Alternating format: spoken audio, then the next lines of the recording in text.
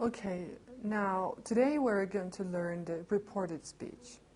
За өнөөдрийн хичээлээр бид нэр reported speech буюу дам яриа гэсэн хичээл үзэх нэ. Okay, now let me explain it on the board. Well, here are the examples how to report the speeches. За тэгэхээр хин нэгний яриаг яаж дамжуулан дам яриа болох вэ гэдгийг үзнэ гэсэн үг байна тийм. Okay, now look at the example. He plays well. За эхний чинээс аваад яваа тийм ээ. He plays well. Тэр сайн сакс тоглодог гэсэн өгүүлбэрийг дамжуулан тэр сайн сакс тоглодог гэж хэлсэн. Гэж дамжуулах юм бол юу болж байна? He said that he played well гэж юм тийм үү? За өмнө нь мэдээж reported verb буюу хүний яриаг дамжуулсан, тэгж хэлсэн, тэгж ярьсан гэсэн, тэгж асуусан гэсэн дам яриаг илэрхийлэх үйл үг байдаг тийм үү? За тэгвэл reported verb гэдэг нь said, told, asked гэх мэт үйл үг байлаад байна. За тэгэхээр мэдээж тэр тэгж хэлсэн гэсэн reported verb нь өнгөрсөн цаг дээр байгаа учраас яах вэ? Нөгөө дамжуулж өмнө нь хүн хэлсэн байсан яриаг дараа нь дамжуулж хэлж байгаа шүү дээ. Тэгээд reported verb нь past simple дээр байгаа учраас нөгөө өгүүлбэр маань цаг хоошоо ухрах хэвээр. Жишээ нь энэ өгүүлбэр ямар цагийн өгүүлбэр вэ? Present simple өгүүлбэр байгааз present simple he plays well. Plays гэсэн present simple гэсэн бол сайн сакс тоглодог гэсэн өгүүлбэрийг дамжуулахдаа тоглодог гэсэн гэж нэг цаг ухраахаар present simple нь past simple болно. Тэгэхээр he said that he played well. Past simple болж байна. Тэгэхээр present simple дээр байгаа өгүүлбэр нь дам яриа болохоро past simple дээр болно. Зөвхөн үйл үгийн талаар ярьж байгаа шүү дээ. Past simple дээр болдог байх нь. He played well. Гэсэн past simple дээр болно гэсэн үг байна. Хэнийг яриаг дамжуулах. За тэгвэл he is playing well буюу present continuous цаг. Одоо цагийн үргэлжлэх хэлбэр дээр байгаа болол энэ нь past continuous руу болж хурах хэрэгтэй тийм үү? Тэгэхээр he said he was playing well. Буюу ямар цаг вэ? Was playing her past simple.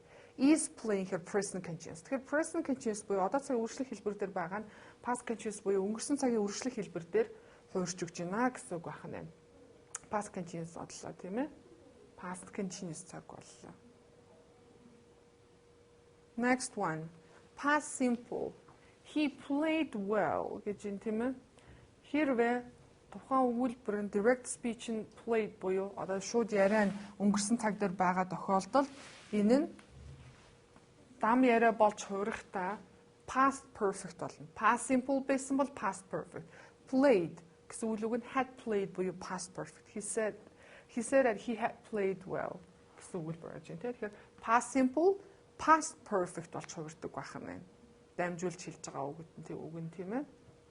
And then of course he has played well гэсэн present perfect заяа одоо цагийн төгс хэлбэр дээр байгаа үйл үг нь дам яриа болж хуурахтаа past perfect болно. Тэгэхээр яах нь нөө past simple өгүүлбэр present perfect өгүүлбэр хоёр хоёулаа адилхан past simple болж хуурдаг байна. Past simple present perfect хоёр. Хоёулаа had played. Has played байсан ч played байсан ч хоёулаа дам яриа болохтой had played. Яад вэ гэвэл урд нь багш нь тайлбарлаж ирсэн тийм үү? Present perfect цагийг орохдоо ч past simple цагийг орохдоо ч тухайн хоёр цаг нь хоёулаа present perfect past simple хоёр нь хоёулаа дууссан өнгөрсөн үйлдэлийг илэрхийлдэг учраас мөн report speech дээр хуурахтай адилхан л had played болдог байна. За дараа нь he has been playing well гэж байна. За энэ цаг нь present perfect continuous буюу одоо цагийн төгс үргэлжлэх хэлбэр болоо явж байна тийм ээ. За энэ мэдээж хуурахаараа reported verb болохоор яах вэ? Past perfect continuous болоод he said that he had been playing well болж хуурж байна тийм ээ. Had been playing past perfect continuous боллоо. Нэг цаг хоошо ухраад байна шүү дээ. Яагаад хоошо past цагууд дээр ер нь өнгөрсөн цагууд дээр л хувраад байна гэж ойлгоход болно тийм ээ. Past simple, past continuous, past perfect continuous гэсэн дөрвөн өнгөрсөн цагууд дээр хуурж байна. But if it's future tense, буюу future цаг will автсан ч юм уу to be going to the future цаг гэж болно. She will play well or he's going to write letter гэдэг ч юм уу to be going to the will-тай байх юм бол хуурахтаа will нь would play. He would play well болно. Or he said that he would play. За энэ дээр багш нь he said нь урт өгүүлбэр учраас he said-ийг орхисон байна тийм үү? Энэ юм мэдээж he said байгаа. He said that he would play well. Or he said that he was going to write letter. За нөгөө to be going to юу болсон?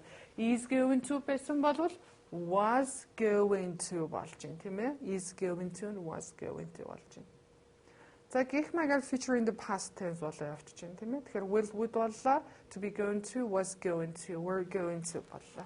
Гэх маягаар reported speech-үүд нь нэг цаг хоошоо ухарч past цаг руу буюу өнгөрсөн цаг руу хувирдаг байна. За энэний гол учир шалтгаан нөгөө reported verb буюу тэгж хэлсэн, ярьсан, асуусан гэсэн гол үйл үг маань өнгөрсөн цаг дээр байгаа учраас артлын нөгөө дамжуулж хэлсэн ярьсан тухай дамжуулж хэлж байгаа дам яриа чинь бас нэг цаг ухарч өнгөрсөн болох хэрэгтэй байдаг байна.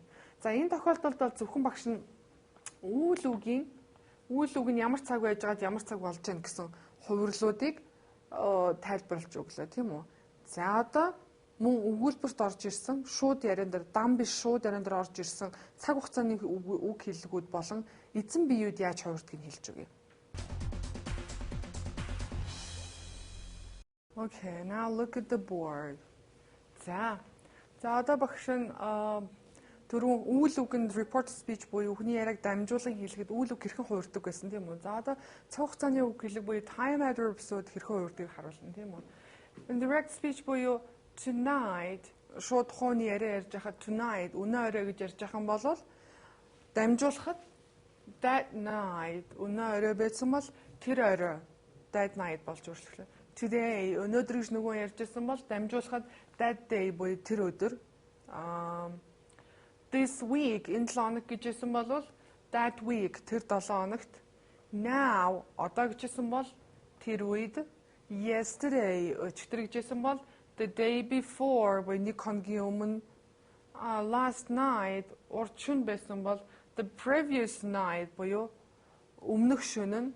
Tomorrow маргааш байснаа the following day буюу дараагийн өдөр нь гэдэг ч юм уу next day юм уу гэх мэт яаж цаг хугацааны үг хэлгүүд хүртэл дамжуулахаар Монгол дээр ч гэсэн яадаг шүү дээ. Өнөөдөр би тэгсэн гэвэл тэр өдөр тэгсэн гэж хэлсэн гэдэг ч юм уу дамжуулдаг шүү дээ. Бас өөрчилж хувирдаг шүү дээ. Тэгэхээр цаг хугацааны хэлгүүд ингэж хувирдаг байна. Now look at the example. Let's see the example. I have lost my key today. Би өнөөдөр дэлгүүрээ хайсан гэсэн үгэлбэр байна. Одоо цаг and present perfect цаг дээр буюу одоо цаг дээр байна тийм ээ. За тэгэхээр энэ өгүүлбэрийг дам яриа болгоод дамжуулвал he said that he had lost his key that day. Одоо нэгэн энэ өгүүлбэр доторх бүх юм хувирсан байна гэсэн үг байна шүү. I гэдэг нь he, би гэж ярьж ирсэн бол тэр. Мэдээж би гэж ярьсан тэр тэгсэн гэж дамжуулна шүү дээ. Have lost хайсан гэсэн present perfect цаг дээрсэн бол had lost past perfect цаг руу хувирсан байна. My key түлхүүрээ байсан бол his key тэр түлхүүрээ болж хувирлаа. Mine his болоо. Today өнөөдөр байсан бол that day буюу тэр өдөр болж байна тий. Тэр өдөр түлхүүрээ хайцсан гэж хэлсэн гэдэг ч юм уу тий. Гэх маягаар өгүүлбэр доторх баг бүх өгүүлбэрийн гишүүд хувирч өөрчлөгдөж байгааг бас анзаарах хэрэгтэй. And then keep going. I am going tomorrow. I'm going tomorrow гэсэн өгүүлбэр энэ тийм ээ. За энэ дэр мөн адилхан би маргааш явна гэсэн өгүүлбэрийг хувирахад he said that I байсан he боллоо. Am going гэсэн present continuous ирээдүйд цагийг илэрхийлэл хувирахтаа was going past continuous боллоо. He said that he was going next day or following day гэж хувирж байна тийм ээ. Tomorrow гэдэг нь юу болсон? Following day юм эсвэл next day болж хувирдаг байна. Тэгэхээр цаг хугацааны үг гэлэг хувирсан байна. Үйл үг хувирсан байна. Өгүүлбэр эзэн бие хүртэл нэгдүгээр биеэс 2 3 дугаар бие болж хувирсан байна тийм ээ. Гэх маягаар бүх өгүүлбэрийн гишүүд хувирдаг байх нэ. And then I am busy now гэсэн өгүүлбэр байна. За би одоо завгүй байна гэхэд тэр завгүй байна гэж тэр үед хэлсэн болоо тийм үү. Тэгвэл he said that he I гэдэг нь адилхан he болж хувирлаа. Am to be was болж өнгөрсөн дээр хувирлаа. Busy бол тэмдэг нэр хийвэрэ байна тийм. Now одоо гэж үг нь then буюу тэр үед болж хувирлаа. Гэх маягаар цаг хугацааны үг хэлэг хувирах нь өгүүлбэрийн эзэн бие хувирах нь мөн үйл үг хувирах нь байна тийм. Тэгэхээр ганцхан хүний хин нэгний яриаг дамжуулахдаа ганцхан үйл үгийг бас цаг хугацааны үг хэлэг болон эзэн биеэ зөв хувиргаж ярьж сурах хэрэгтэй болж байна гэсэн үг байна тийм. Тэгэхээр бид нар reported speech-ийг харахад одоо энэ ингээд зүгээр дүрм шиг харагдаж байгаа мөртлөөсөө яг бодит амьдрал дээр reported speech нь цэвэр өөрөө 100% ярианы хэлэн дээр хэрэглэгддэг. Хүн өдөртөм хин нэгний хэлсэн асуусан ярьсан зүйлсэн зүйлийг дамжуулна өөр хүнд тэгж хэлсэн тэгж асуусан тэгж нэмж хэлсэн гэдэг ч юм уу гэх маягаар банк дамжуулж дам яриа болгож хэрэглэдэг учраас бас л нөгөө өдөртөм оюутнууд гэдэг үлээ ярьж сурмаар байна. Яаж ярьж сурах уу гэдэг зүйл ч одоо энэ дүрм чинь наацхийн нэг нь явж гин гэсэн үг байна шүү. Тэгэхээр reported speech наацхийн автоматар шууд хин нэгний яриаг ярьж явах хавцтай бодоол за одоо нөгөө энэ хий болно was am and was болон tomorrow гэдэг нь ч юм уу tomorrow гэдэг нь next day болно гэж бодлохгүйгээр ерөөс автоматар тухайн хүн хэрэгэлдэг болтлоо дасгал сургууль хийх хэрэгтэй болж байна гэсэн үг тийм. Тэгэхээр дасгал сургууль гэж юу гэх нь бичгээр болон амаар маш их дасгалыг хийгээд ах юм бол эдгээрийг ингэж энэ олон юмыг чэйжлэх шаардлагагүй аянда хүн автоматар хүн чэйжлэгдчих учраас дараагийн удаа ярихдаа толгойжиж бодохгүйгээр шууд хэрэглээ авчихна гэсэн үг байна тийм ээ. Окей. За reported speech зөвхөн ингэж дуусч байгаа юм биш. Бас үргэлжлэл бий. За одоо бид нэр үйл үг яаж хэрхэн хувирдгийг үзлээ тийм ээ. Дээрээс нь эзэн бие болон цаг хугацааны үг хэлгүүд хэрхэн хувирдгийг үзлээ тийм үү. Одоо юу үлдэж яах нь вэ? Үлдэж байгаа зүйл нь нөгөө дамжуулж ярьж байгаа хүүрнэх өгүүлбэрд маань дамжуулахад яаж хувирах вэ? Imperative буюу захирах хүсэх төлөвдөр байгаа өгүүлбэрүүд маань яаж хувирах вэ? Асуух өгүүлбэрийг яаж хувирах вэ гэх мэт нөгөө өгүүлбэр чинь дотроо янз янзын үгүйсэх өгүүлбэрийг яаж хувирах вэ гэх мэт янз янзын өгүүлбэрүүд байгаа. Нөгөө өгүүлбэрүүдэд хэрхэн report speech хувирах вэ? Тэгээ мөн дангаар өгүүлбэрүүд явж байна те. Тэгтэл одоо нөгөө дамжуулж хэлж байгаа өгүүлбэр чи одоо энэ дээр жишээ нь I am going tomorrow буюу би маргааш явна гэсэн өгүүлбэр бол энгийн өгүүлбэр байна. Тэгтэл хавсарсан хэлмэл өгүүлбэр байвал яг хоёр өгүүлбэр нийлж хавсарсан хэлмэл өгүүлбэр байвал хэрхэн дамжуулах вэ гэдэгт бүгдээрэнд нь бас өөр өөр дүрэн байдаг учраас бас тус-тусд нь салгаж үзэх хэрэгтэй болж байна тийм ээ. Okay, now let's see how to report the question in imperative form.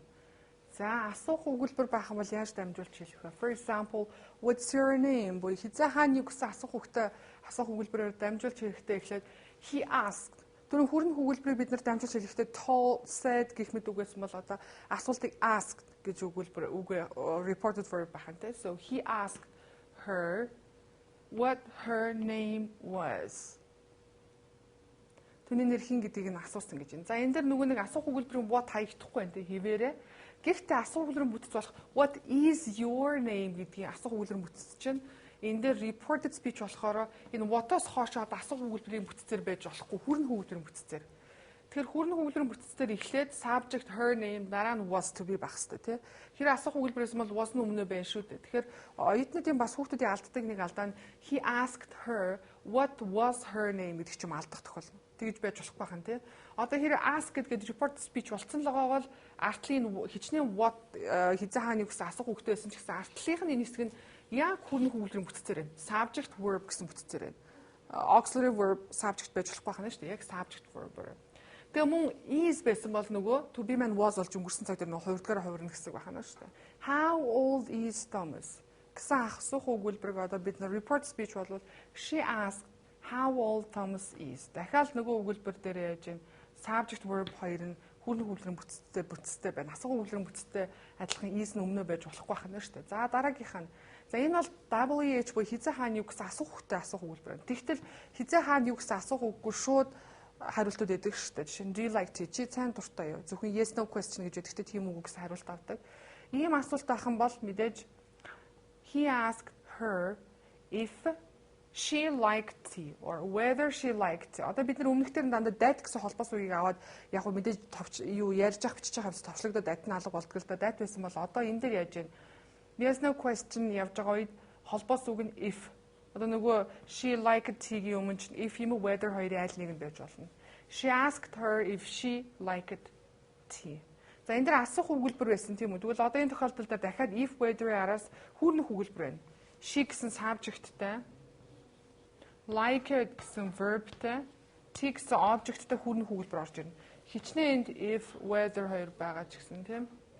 Одоо нэг асуух өгүүлбэрийн бүтц байж болохгүй хүрнэх өгүүлбэрийн бүтцтэй нэгдийг анзаарна тийм. Is it correct?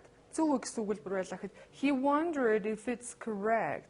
Энэ дээр is it гэж өмнөөсөн бол одоо энэ дээр it is correct гэж юм тийм.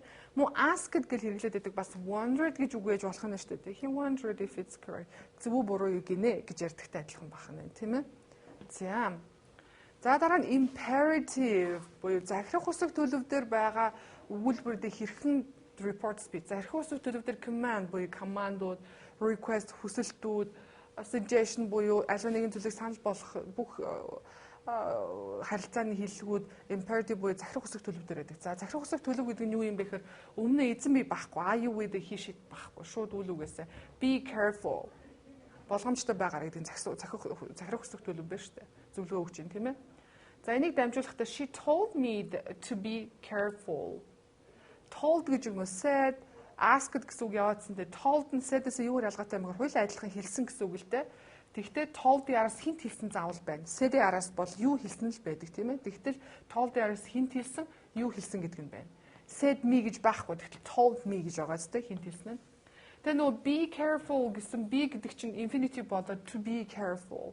Тэгэхээр захирах хүсэх төлөвийг дамжуулахад нөгөө үйл үг нь to be юу infinitive болдог байх нь. Нэгсэнд өмнө to авдаг гэсэн үг тийм. She told me to be careful. Next one, please don't talk. Үерээрээ гэсэн одоо нөгөө хүсэлт байсан бол энэ дамжуулахдаа she asked me not to talk. Дахиад infinitive биш not to talk. Үгүйсэхэд яаж ийн not аваад тэгээ to talk infinitive аваа явчих чинь тийм ээ. Тэгээ энэ нөгөө хүсэлт байсан учраас би told гэлгүүгээр asked гэсэн үг авч чинь тийм ээ. Ask гэдэг нь аливаа нэгэн зүйлийг хүсэхгүйхэд бас асуухаас гадна хүсэхгүйхэд ask гэдэг шүү дээ. And then let's watch TV. Зурагт үзэх үү? Гэт би нэг нь санал болгох чинь тийм зурагт үзэх төхөө зурагт үзэх гэсэн өөрийн хүсэлтэд хэлэхэд he suggested watching TV. За энэ тохиолдолд нөгөө suggested гэсэн үг авсан учраас араас нь үл үг нь ing аав.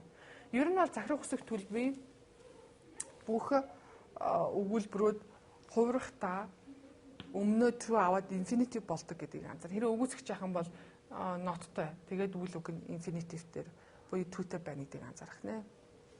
За ингээд reported speech дээр ерөнхийдөө бүх дөрвөн reported speech дуусааг байгаа тийм ээ. Гэхдээ хамгийн гол ерөнхий хэрэглэгддэг анхаарах ёстой зүйл нь юу ах нь үйл үгээ хуургах, эзэн биеэ хуургах, цагаа хуургах, мөн түнчлэн асуух, үгүйсгэх, захирах хүсэх төлөвдөр байгаа өгүүлбэрүүдээ хэрхэн хуургах вэ гэдгээ сайн мэдэж байх ёстой байх нэ. За өнөөдрийн хичээл та бүхэнд таалагдсан байх гэж найдаж байна. See you later.